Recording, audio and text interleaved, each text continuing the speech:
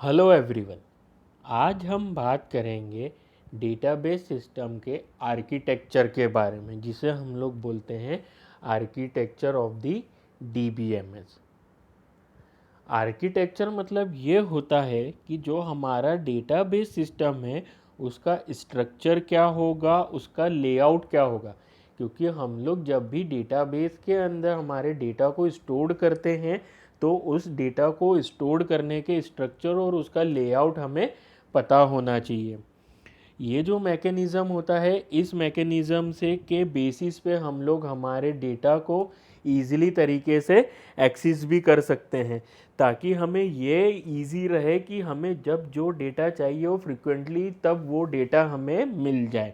इसी के लिए हम लोग बात करते हैं आर्किटेक्चर की। आर्किटेक्चर अगर हम लोग सिंपल भाषा में समझे तो मतलब ये कि जब भी हम लोग डेटाबेस यूज़ करते हैं तो हमें ये पता होना चाहिए कि हमारा जो डेटा है वो किन किन चीज़ों से होते हुए हमारे फिज़िकल डेटाबेस तक जाएगा। अगर हमें उस डेटाबेस को एक्सेस करना है तो डेटा को एक्सेस करने के लिए हमें कौन कौन से टूल्स और कौन कौन सी चीज़ों का हमें यूज़ करना होगा। इन सब के जानने के बाद ही हम लोग ये बोल सकते हैं कि ये जो हमारा डेटाबेस है, इस डेटाबेस को अब हमारे यूज़र्स ईज़िली तरीके से यूज़ कर सकते हैं और उसको ईज़िली तरीके से एक्सेस कर सकते हैं। तो ये होता है हर डेटाबेस का आर्किटेक्चर। अब आप स्क्रीन पे देख सकते हैं कि आप लोगों को जो डायग्राम दिख रहा है, ये डायग्राम है हमारे डेटाबेस के आर्किटेक्चर का, जिसके अंदर एक इंटरफेस लाइन होती है। इंटरफेस के जो अप साइड है मतलब वो होते हैं यूज़र्स, जो कि उस डेटाबेस को एक्सेस करने वाले हैं। और जो इंटरफेस लाइन के नीचे है वो सारी चीज़ें कहलाती है हमारी स्ट्रक्चर ऑफ दी या आर्किटेक्चर ऑफ दी डेटाबेस। कि मतलब इस तरीके से डेटाबेस इन चीज़ों से होते हुए फिज़िकल स्टोरेज तक जाएगा, और अगर डेटा को रिट्राइव करना है तो इन डेटाबेस को हम लोग किस तरीके से इंटरफेस के ऊपर वाले जो पोर्शंस है वो किस तरीके से डेटाबेस को रिट्राइव कर सकते हैं। जैसा कि आप डायग्राम में देख सकते हैं, जो इंटरफेस लाइन है उसके ऊपर कुछ एंटिटीज़ लिखी हुई है, एट्रीब्यूट्स एंटिटीज़ लिखी हुई है। वो एंटिटीज़ है जैसे application programmer, database user and dBA. DBA का फुल फॉर्म होता है डेटाबेस एडमिनिस्ट्रेटर। ये जो तीन चीज़ लोग हैं या जो तीन एंटिटीज़ है, ये एंटिटीज़ हमारे डेटाबेस को एक्सेस कर सकती है। जिसमें सबसे पहले है एप्लीकेशन प्रोग्रामर, मतलब वो जिनने एप्लीकेशन बनाई है। दूसरा है डेटाबेस यूज़र, जो डेटाबेस को यूज़ कर रहा है वो, मीन्स एप्लीकेशन प्रोग्रामर जिसने एप्लीकेशन बनाई है और जिसके लिए बनाई है वो भी उस डेटाबेस को एक्सेस कर सकता है, जिसे बोला जाता है डेटाबेस यूज़र। अब इन्हीं में से कोई एक होता है जिसे बोला जाता है डेटाबेस एडमिनिस्ट्रेटर। ये जो डेटाबेस एडमिनिस्ट्रेटर होता है ये हेड हम लोग बोल सकते हैं, जो कि पूरे डेटाबेस को कंट्रोल करके चलता है। अब जो डेटाबेस एडमिनिस्ट्रेटर होता है उसके बहुत सारे रोल्स भी होते हैं, और ये जो डेटाबेस एडमिनिस्ट्रेटर होता है ये कोई एक पर्सन नहीं, एक या एक से ज़्यादा पर्सन भी हो सकते हैं। अगर किसी एक पर्सन को डेटाबेस का पूरा नॉलेज है तो वो अकेला ही पूरे डेटाबेस को हैंडल कर सकता है, जिसे हम लोग डेटाबेस एडमिनिस्ट्रेटर बोलते हैं। या हम लोग एक से ज़्यादा मेंबर्स की टीम बनाते हैं जिसमें हम लोग डेटाबेस एडमिनिस्ट्रेटर के रोल्स आपस में डिस्ट्रीब्यूट करके उनसे परफॉर्म करवाते हैं। अब हम लोग बात करते हैं इंटरफेस लाइन के नीचे, जिसके बेसिस पे हम लोग हमारे फिज़िकल डेटा तक जाएंगे। तो सबसे पहले जो डेटा रहता है वो रहता है डीएमएल लैंग्वेज के पास। डीएमएल लैंग्वेज और डीडीएल लैंग्वेज, ये दो लैंग्वेजेस होती हैं। फिर उसके बाद जो डीएमएल से होती है वो जाता है क्वेरी ऑप्टिमाइज़र के पास। क्वेरी ऑप्टिमाइज़र से होते हुए वो जाता है डेटाबेस मैनेजर के पास। डेटाबेस मैनेजर से वो चीज़ जाती है हमारा डेटा फाइल मैनेजर के पास, और वो फाइल मैनेजर से जो डेटा है वो हमारा फिज़िकल स्टोरेज के अंदर स्टोर्ड होता है। अब जो हमारी डीडीएल लैंग्वेज है, इस डीडीएल लैंग्वेज जो है वो लैंग्वेज जाती है एक तो हमारी मेटा डेटा के पास, और एक जाती है हमारी डेटाबेस मैनेजर के पास। अब ये जो मेटा डेटा होता है, इस मेटा डेटा का यूज़ होता है क्वेरी ऑप्टिमाइज़र के थ्रू। अब ये जो आर्किटेक्चर के अंदर आप लोगों ने टर्म्स देखी, हम लोग इस टर्म्स को एक छोटे से इंट्रोडक्शन में एलोबरेट कर लेते हैं कि ये टर्म्स क्या होती है। तो सबसे पहले हम लोगों ने देखा डेटा DML लैंग्वेज, जिसे हम लोग बोलते हैं डेटा मैनिपुलेशन लैंग्वेज, और दूसरी लैंग्वेज होती है DDL लैंग्वेज, जिसे हम लोग बोलते हैं डेटा डेफिनेशन लैंग्वेज। जब भी हमें डेटाबेस के अंदर टेबल क्रिएट करना होता है, हम डेटाबेस एक स्टोरेज डिवाइस है, उस स्टोरेज डिवाइस के अंदर जब हम लोग डेटाबेस क्रिएट करते हैं कि मीन्स हम लोग रिकॉर्ड मेंटेन करने की बात करते हैं।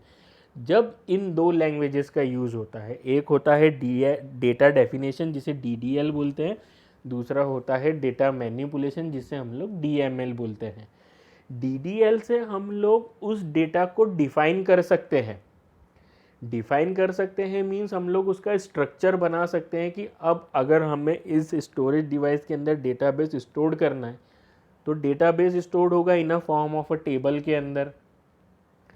तो वो टेबल के अंदर कितने कॉलम्स होंगे, उन कॉलम्स की क्या क्या फील्ड्स होगी, मतलब जिसे हम लोग फील्ड्स बोलते हैं, वो फील्ड्स क्या क्या होगी, उसके अंदर की जो वैल्यू होगी वो वैल्यू किस टाइप की वैल्यू हम लोग उसके अंदर इंसर्ट कराएंगे, उस वैल्यू का साइज़ क्या रहेगा, ये चीज़ें हम लोग बताते हैं। इसको बोली जाती है डेटा की डेफिनेशन, जिसके लिए हम लोग यूज़ करते हैं डेटा डेफिनेशन लैंग्वेज।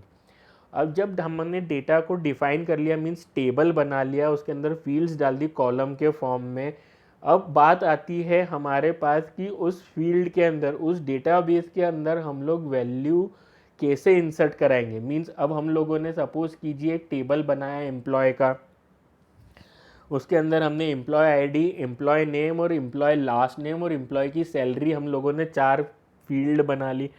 अब हमें इन फील्ड्स के अंदर डेटा को एंट्री करवाना है, तो ये जो एंट्री वाला पोर्शन है, इस पोर्शन को हम लोग कंप्लीट करवाएंगे डेटा मैनिपुलेशन लैंग्वेज से। इट मीन्स ये होता है कि मैनिपुलेशन के अंदर हम लोग या तो वैल्यू इंसर्ट करा सकते हैं, या तो वैल्यू उसको डिलीट भी कर सकते हैं, या हमें उस वैल्यू के अंदर अगर कुछ चेंजेस करना हो तो वो चेंजेस भी हम लोग कर सकते हैं with the help of data manipulation language. Data manipulation से, जैसे कि अब आप सपोज कीजिए कि हमारे पास फिजिकल डेटा पहले से प्रेजेंट है, अब अगर हमें उसके अंदर कुछ चेंजेस करना होंगे तो वो होंगे with the help of DML language. DML language के थ्रू हम लोग जाएंगे हमारे क्वेरी ऑप्टिमाइज़र के पास। क्वेरी ऑप्टिमाइज़र का काम ये होता है कि जब भी हम कोई क्वेरी लिखते हैं या क्वेरी रन करते हैं तो उस क्वेरी को रन करने के बहुत सारे सॉल्यूशंस होते हैं। अब उसमें से सबसे बेस्ट सॉल्यूशन कौन सा है ये बताता है हमें query optimiser. Query optimiser best solution बताता है कि हमें कम से कम टाइम के अंदर क्वेरी एग्जीक्यूट करवाना है तो वो रास्ता कौन सा होगा, उसे बोला जाता है क्वेरी ऑप्टिमाइज़र। क्वेरी ऑप्टिमाइज़र भी ये देख के हमें क्वेरी का पाथ बताता है जिसमें हमें टाइम कम से कम लगे, वो चीज़ कहलाती है जिसके बेसिस पे क्वेरी हमें हमारी ऑप्टिमाइजेशन प्रोवाइड करवाती है। उसके बाद होता है हमारा डेटाबेस मैनेजर।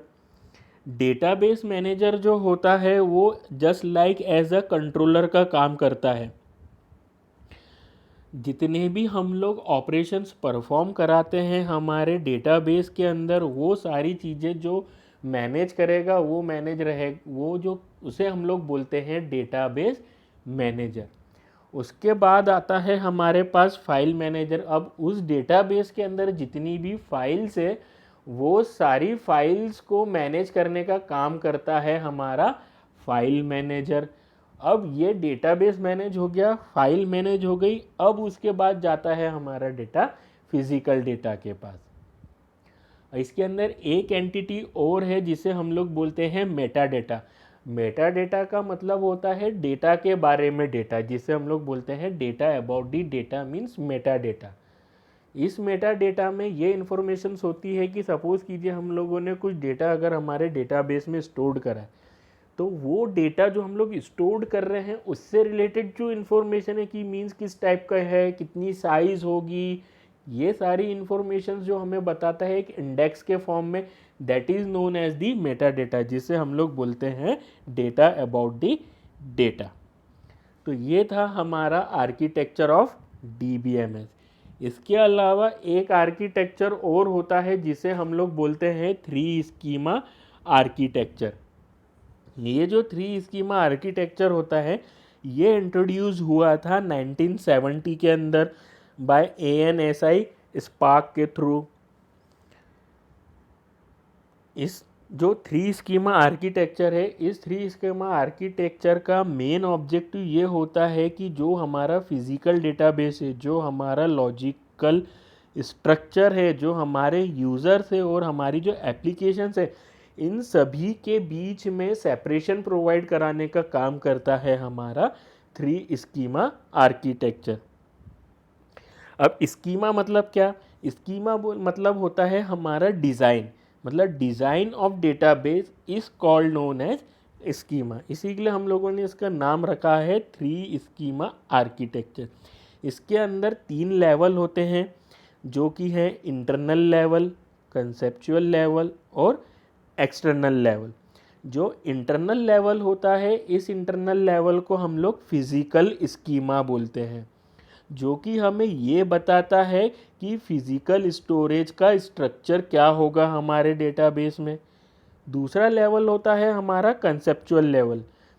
इस कंसेप्चुअल लेवल को हम लोग बोलते हैं लॉजिकल स्कीमा, जैसे कि कम्युनिटी ऑफ लेवल। अब ये जो लॉजिकल स्कीमा होता है, ये लॉजिकल स्कीमा बना होता है डेटा ऑब्जेक्ट से, उनमें क्या रिलेशनशिप है, उनके कंस्ट्रेंट्स क्या क्या हैं, ये सब चीज़ें हमें लॉजिकल, मतलब जो हमें लॉजिकल इन्फॉर्मेशन देता है, उस लॉजिकल इन्फॉर्मेशंस को हम लोग बोलते हैं लॉजिकल स्कीमा।